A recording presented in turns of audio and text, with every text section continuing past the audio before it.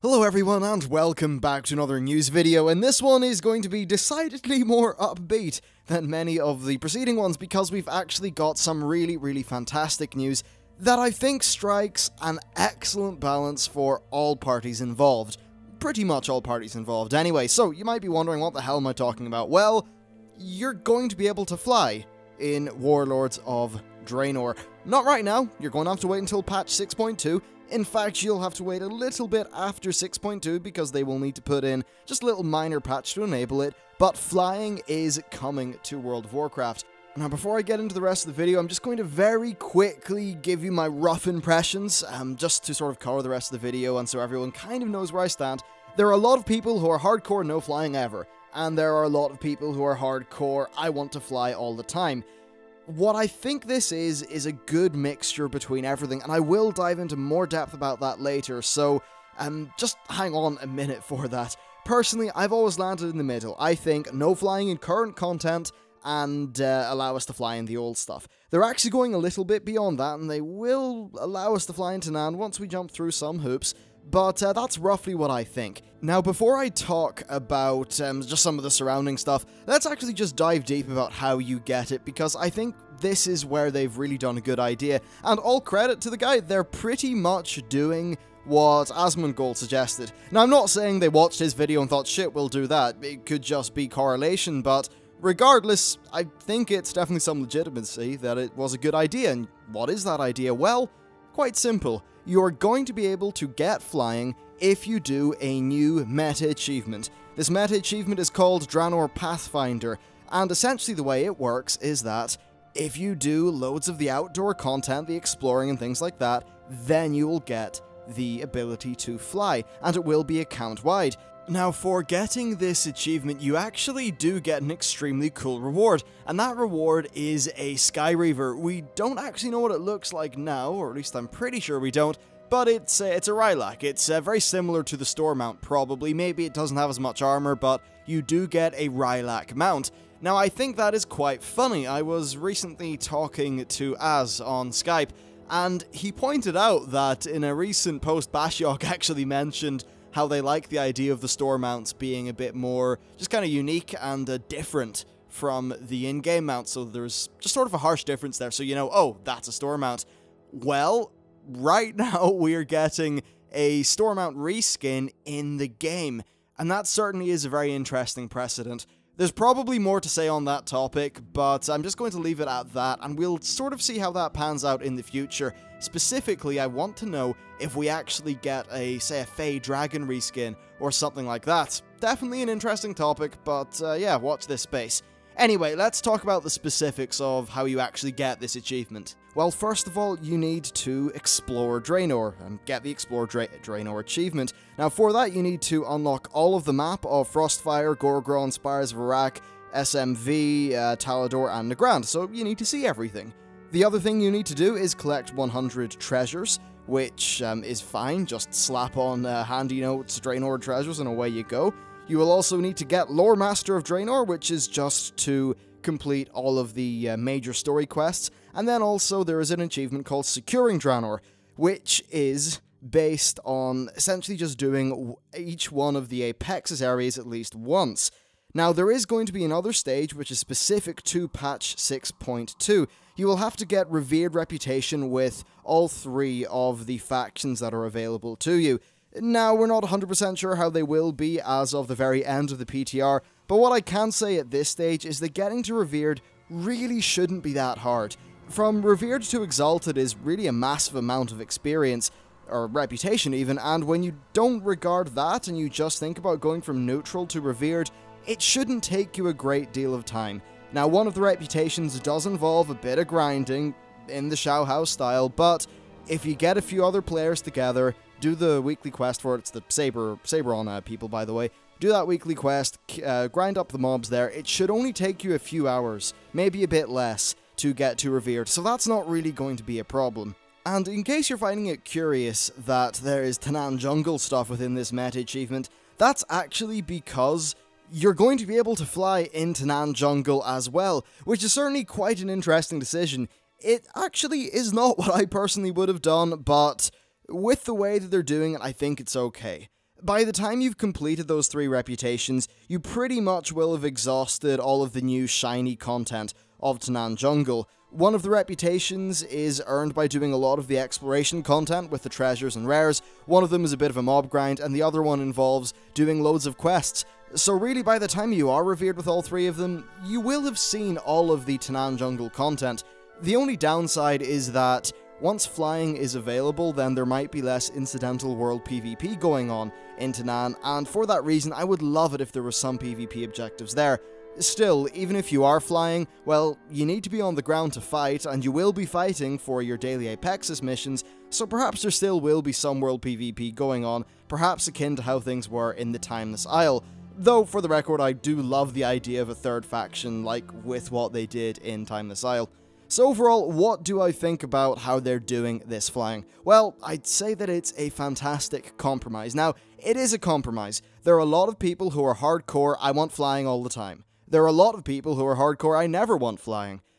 I think that this really is the best strike between things, and I'd say a lot of those people will hopefully at least get that. Personally, I've generally been in the middle of things. I haven't really noticed the lack of flying that much, it hasn't really got to me, but I think that opening it up in patch 6.2 for the rest of Draenor was certainly a very good idea and a good compromise, because with the way that this is being done, right, when all of that exploration content is new and is shiny, you'll be tackling it from the ground. Whenever a new piece of questing content or leveling content or anything like that is available, you'll be tackling it from the ground, and that is how it's designed. You're only able to fly once you've got an achievement, and to get that achievement, you'll pretty much need to exhaust the exploration content of the world. And once that's exhausted, well, fine, let people fly, give them the freedom. I think it really is a great balance. One of the things about this exploration content is that it really is a lot of fun the first time you're doing it, because you're getting brand new rewards, you're seeing new things, and it's really nice. But it doesn't have a great deal of replayability. So I just think that overall this is a fantastic balance between things, and that's pretty much what Blizzard said. In the post they said that they believe this strikes the right balance between ensuring ground-based content lives up to its full potential, while providing players who've already experienced Draenor's outdoor world content extra freedom to break the rules. They also went on to say that this provides a general blueprint going forward for content to come, and that players will explore new and undiscovered lands from the ground, but once they fully mastered those environments, a notion that they say continues to evolve with each new expansion, you can then take to the skies and experience the world from a new vantage point. I think this is a fantastic change overall, and I'm just so damn happy. Now, there is one other topic to talk about here, and that is, well, a mixture of just dev communication, right? So what we've seen here is that they announced a change without a great deal of explanation. I mean, they did a bit of explanation in the Polygon interview, and then they sort of stayed silent for a while. They said they'd do this Q&A, then the Q&A was delayed, and as it turns out, their official reason for the Q&A delay was because they were still working out what they were doing with flying internally. What I would say is that I mostly agree with that statement. I think that's probably right. Maybe there was a little bit to do with the Heroes of the Storm launch being that weekend, but whatever, I think that's besides the point. What actually matters is the kind of the in-game effect of things, and that is what we should really be focusing on here. But what I would say to Blizzard about all of this is that maybe, that initial announcement via Polygon wasn't the best way to do it. I think, as things have panned out, that really wasn't the best way. What they should have probably done is a dev water cooler post, which is exactly what they did now. Doing that in a, I think, better order certainly would have been a bit easier for them to manage in terms of PR. I get the impression their forums have been ablaze and all that stuff over the last while, and I suppose what that does mean is that, yeah, overall, people didn't really like a thing Blizzard were doing, and a lot of people really didn't like it, and that's led to some change. I think that overall is a pretty good precedent, because this is one time where I think the developers weren't really in tune with what people particularly wanted. However, there's definitely a lot to be said on the nature of player and developer communication.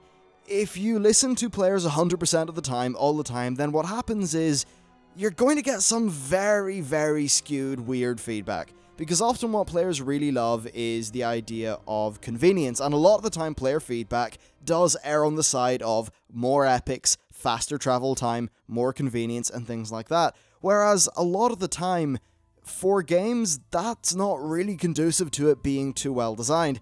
So, as always, it's, I think, about taking the community's concerns into account, but then very much making your own decision.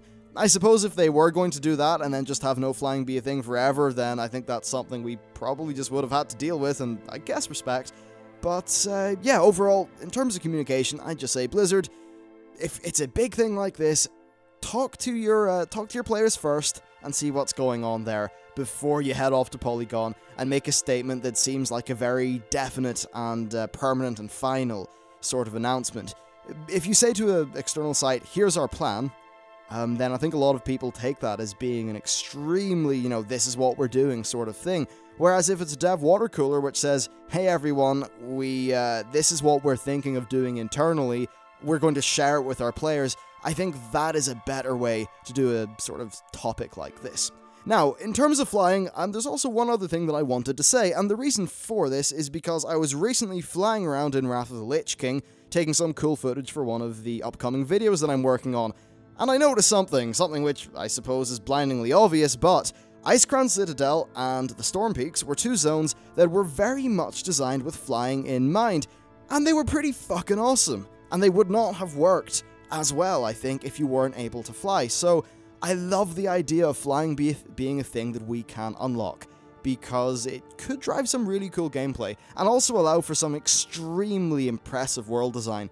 These sort of massive mountains of the Storm Peaks and various things like that, well, maybe they just wouldn't have ended up being as kind of playable if we were on the ground, and yeah, flying allowed for some extremely cool zone, and I think also quest design and things like that in the Storm Peaks. So, in the future, right, imagine this. You hit max level, and you're on the ground. You have not earned the right to fly. Maybe there's some lore reason for it, maybe there's not. But let's just say this new continent has got maybe 9 zones. I, by the way, do think there should be more zones than what we have in WoD, so there's a little bit more variety. But one of those zones at the very end is, at max level, it's, well, pretty much it's got a lot of mountains in it and a lot of things like that, and it's also full of mobs and things like that that are designed for geared level 1 or max level characters. I love the idea of, once you do a bit of outdoor world progression after you hit max level, and you then sort of earning flying due to that progression that you've done, being able to sort of hop off into a zone that is basically a zone for high-end characters, that really is designed to be of that sort of big, looming, epic scale that worked so well for Icecrown Citadel and the Storm Peaks. I think that just could work out very, very, very well. And also, about flying, I like the way this is something that's earned, and that it's not just a gold-related thing. It's not just like pay 5k gold and get flying. And the reason why I specifically say 5k gold is because that is what flying used to cost. Or at least epic flying, all the way back in the Burning Crusade. And here's the thing, 5,000 gold back then, I don't know, would that be like 500,000 gold now? It might be. And at that stage in the game, just the pure earning of 5,000 gold, that drove a lot of gameplay, because that, for many players, was a ginormous amount of money. Certainly for me, that was a lot, and it drove a lot of gameplay. I like the way that it's not just a toggle that they're switching, and we actually do have to experience the world and do things and get out there. It's going to drive some world content, which is nice. I do wish there was more world content, and that is, I'd say, something that they will be tackling in the upcoming Q&A, and I suppose now that I've mentioned the Q&A, well, they're doing the Q&A in a few days' time. It was, of course, postponed by a week, and what I guess is pretty good now is that since the whole flying question has been answered, they won't have to take up Q&A time talking about that. Now, according to Bashiok, and I actually just retweeted this, let me just drag TweetDeck over to the main window so I can see it. Yeah, Bashiok said, still plenty, and plenty being all caps, of 6.0/6.1 lessons learned to discuss in the Q&A, and 6.2 features and questions. Could be a good one.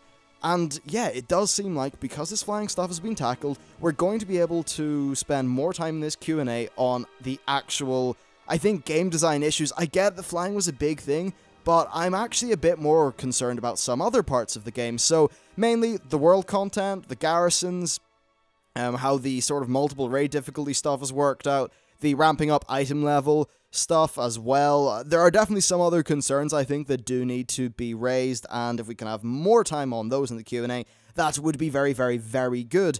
And one thing that I have noticed is that Ian himself has been saying in tweets, you know, I'm looking forward to the tough questions about, like, garrison malaise, etc, etc, etc. We see Bashiok here specifically talking about lessons learned.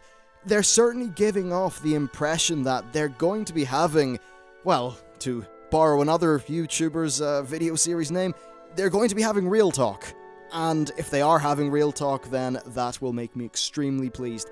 So perhaps all of this just indicates that they're maybe sort of just, I don't know, upping their communication game a little bit more, and that's definitely good to see. So that's pretty much all I've got to say on this topic. Overall, look, stuff's looking pretty good. I'm decently happy to hear this. Maybe it means they're turning a little bit of a page in terms of their internal policy for communication. If so, then I think that's pretty welcome. And yeah, just overall feeling a pretty positive mood, which is certainly a nice departure from some of the stuff that's been going on recently. Anyway, that's it for me, guys. Thank you very much for watching the video. Let me know what your thoughts are down in the comments, and I will see you next time.